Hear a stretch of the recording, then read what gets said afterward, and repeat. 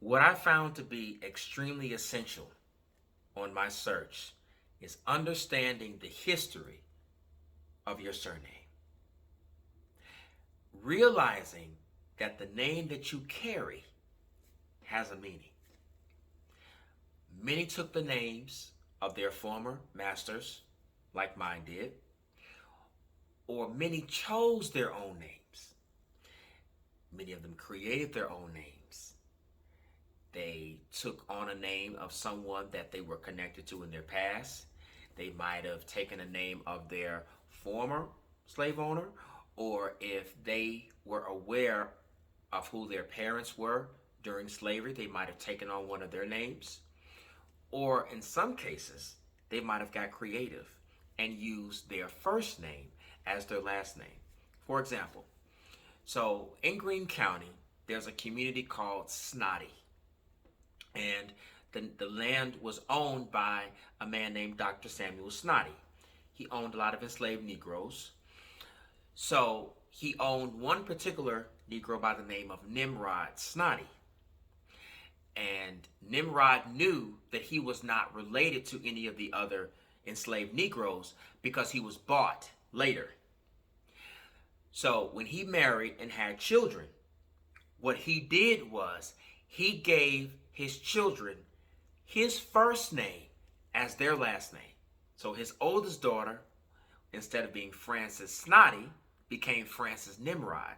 He had a son. Instead of him being Aaron Nimrod, he was named, Aaron Snotty, he was named Aaron Nimrod. And this was to distinguish themselves from the other Snotty families. Then, in another case, you may have a name that was acquired due to a very delicate circumstance. So let me give you an example. Now, I want you to follow me now. Let's say your great-grandfather was named Sam Rice, and he married a woman named Mary Hicks. They had 3 children. Sam died of pneumonia, leaving Mary as a widow and 3 children. So later, Mary finds herself in a relationship with a man named John Richardson, who happens to be married and has a house full of children. Okay?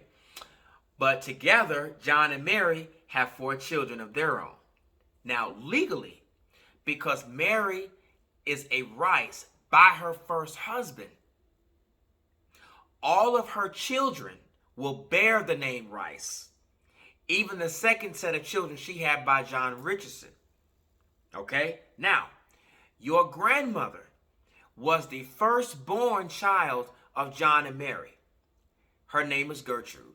Now, Gertrude never married, but Gertrude had 5 children by different men.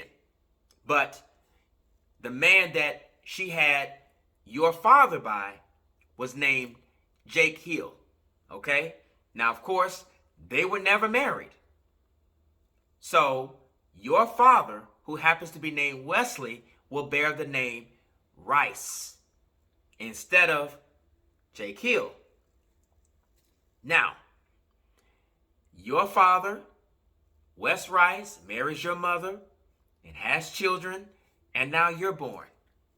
So the problem now is that the Rice name is being carried for 3 generations that has no tie to you.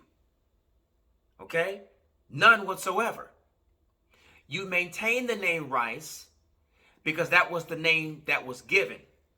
But when you're doing this type of search, you need to truly know exactly who these parents are. You need to know who these grandparents are. I'm not talking about step, and I'm not talking about, well, that's the only daddy we knew, he raised us. No, you have to know who the biological parents are of these children.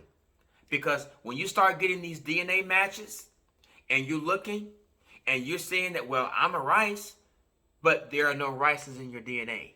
There are no Rices in your matches. You're matching to all these, to these Hills and Richardsons, and you're trying to figure out, well, why am I matching to them? Well, Grandma forgot to tell you something. Grandma might have been ashamed to tell you about her past and just left it alone.